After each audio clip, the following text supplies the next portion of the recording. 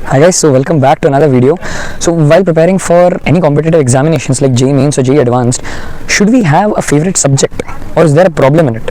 Let's get to know about it in this video. The learnings in this video will surely help you in your preparation, because if I wouldn't know this strategy during my preparation days, then I wouldn't be here in this stadium recording for you.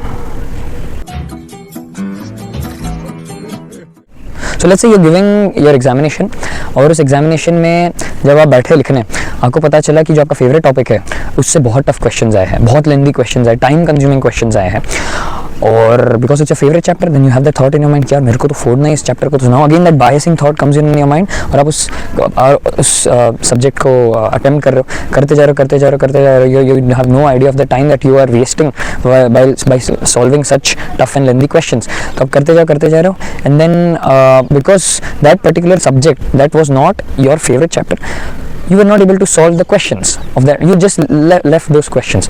तो exam ख़त्म हो गया, इसके बाद आपको पता चलता है कि जो चैप्टर्स, जो सब्जेक्ट्स के क्वेश्चन फेवरेट नहीं थे, वो वाले questions were direct formula based questions, where the scoring marks was very easy.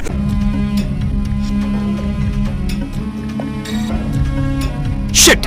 So now after this examination you will completely be in a regretful situation that कि यार काश मैंने वो सब्जेक्ट भी पढ़ लिया होता तो आज मेरे मार्क्स बहुत ज़्यादा होते हैं. तो मतलब you will have that 3 idiots का थॉट इन योर माइंड कि यार बुक सामने थी, पेन हाथ में था, थोड़ी सी हिम्मत कर ली होती तो यार आज लाइफ बदल जाती. ऑल्सो ऐसी भी सिचुएशन आती है स्पेशली इन JEE एडवांस कि जो पेपर होता है दैट्स कम्प्लीटली अनप्रेडिक्टेबल, किसी को पता नहीं होता कि इसमें कैसे टफ क्वेश्चन आएंगे, किसमें इजी क्वेश्चन आएंगे. तो कई स्टूडेंट्स ऐसे होते हैं जो बहुत अच्छा स्कोर करते हैं 360 में से, जनरली 360 का पेपर होता है, तो 200 स्कोर कर दिया, 180 के आसपास अच्छे मार्क्स स्कोर कर दिए, but they have still failed the examination because they have not cleared the cut of a particular subject. Generally ऐसा होता है कि मैथ्स फिजिक्स में बहुत अच्छा स्कोर करते हैं, बट केमिस्ट्री का कट ऑफ जो है वो क्लियर नहीं कर पाते, तो दे फेल द एग्जाम. सो सोचो ना कितना पेन होता होगा, 2-3 साल, इवन मोर देन दैट, इतनी सालों की मेहनत वेस्ट होगी just by the wrong strategy that is applied on the day of examination. Not on the day of examination, but throughout the preparation, which leads to the wrong results that come in the examination. So the best way to deal with this situation, this problem, is that first of all अपने mind से ये thought completely हटा दो of having a favorite chapter, that ये मेरा favorite chapter है या favorite subject है तो मैं इसी में काम करूँगा, बाकी तो मैं नहीं करना चाहता. नो, एग्जाम का ऑब्जेक्टिव क्या है? आप दो ना. First understand the examination.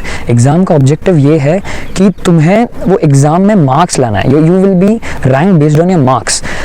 तो अगर आपने ये सोच के चल रहे हो, if you think that you are talented in a particular subject, तो उससे कुछ फ़र्क नहीं पड़ने वाला है, क्योंकि in this examination you're not here to show your talent in a particular subject. यार मैं फिजिक्स में अच्छा था, यार मैं तो ये देखो ना सारे फिजिक्स की प्रॉब्लम सॉल्व किए, पता बड़ा कट ऑफ ही क्लियर नहीं हो पाया, तो what's the use of being so talented in physics. यहाँ पर है कि हर चैप्टर से मैं कैसे कैसे मार्क्स ला सकता हूँ सो दैट आई क्यूमुलेटिवली मैं मेरी रैंक आगे बढ़ जाए. So that's the objective. तो you should not have any favourite subject, but rather you should have strong subjects. That's the catch. Not favourite subjects but strong subjects. अब strong subject का मतलब क्या है कि जो मैं मार्क्स ला रहा हूँ बहुत सारे सब्जेक्ट से, उसमें इस जो मेरा स्ट्रॉन्ग सब्जेक्ट है वहाँ से जो प्रोबेबिलिटी है कि मैं वहाँ से वो प्रोबेबिलिटी सबसे हाई है कि मैं इस पर्टिकुलर सब्जेक्ट से सबसे हाईएस्ट मार्क्स लाऊंगा. That's known as a strong subject. और ये भी माइंड में रखना चाहिए कि अगर कुछ पर्टिकुलर सब्जेक्ट स्ट्रॉन्ग है और उसमें अगर बहुत अच्छा लेवल का क्वेश्चन आ गया that requires a lot of thinking and that is also time consuming, तो you should be open with your mind that कि to leave that particular question and move on to those questions that you can do. It's not about your favorite chapter, favorite subject or not. It's about gaining marks. So gaining marks कहाँ कैसे भी करके मुझे बस marks चाहिए. That should be your thought. भले ही वो मेरे उतने favorite उतने strong subject से ना है, पर वहाँ से marks आ पा रहे, then it's good. Objectives reach. अब से मेरे केस में I really liked solving chemistry. Chemistry was my strong subject. तो in my JEE Advanced there were some questions which were really tricky in chemistry. So immediately I just left them because मैं पढ़ते ही समझ गया था बहुत लंबी, बहुत time consume होगा. Leave this. Physics में मेरा heat thermo बहुत strong था, but एक बहुत multi question का एक बहुत अच्छा सवाल आया था जो उस टाइम मैं सोच नहीं पाया, मुझे लगा बहुत टाइम जाएगा. I just left it. और फिर मैं मैथ्स में चला गया. मैथ्स में कुछ थे जो मैं कर पा रहा था and then I solve those questions. So it's about gaining marks and it's about gaining marks only. It's not about कि यार ये मेरा फेवरेट है, I am biasing to this particular subject only. क्योंकि अगर आपको एक पर्टिकुलर सब्जेक्ट में इंटरेस्ट है, जैसे फिजिक्स में इंटरेस्ट है, तो यार आप एग्जाम क्लियर करो, फिर कॉलेज में आके then go deep in physics, right? I mean my dad also made a video previously regarding the fact that what will happen when Einstein gives the examination of JEE Mains or JEE Advanced.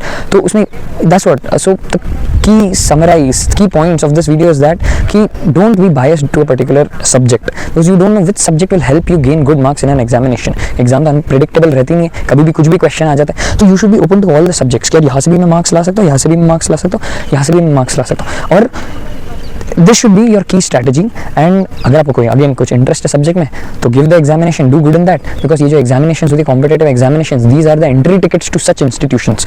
तो अच्छे से exam दो, and then if you're interested in a particular subject, if you like going in depth, come to the institution and then research on these particular topics, right? So I hope you found good insights from this particular video. Do share it to like-minded people who you think would benefit from such content, and do subscribe to my channel for such amazing content and videos. See you soon. Bye.